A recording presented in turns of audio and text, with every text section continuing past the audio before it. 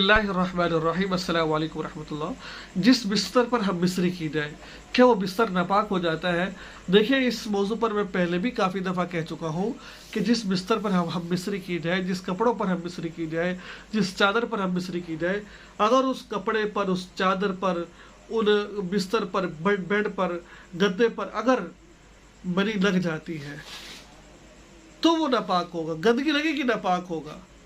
महज हम मिस्री कर लेने से कपड़ों में, बिस्तर पर, अगर उनमें कुछ भी नहीं लगा, जैसे मिसाल तौर पर होता क्या है, गंदगी को साफ करने के लिए कोई टिश्यू रखे जाते हैं या फिर अपने पास कोई कपड़ा रखा जाता है ताकि जो मनी निकले उसको साफ कर लिया जाए।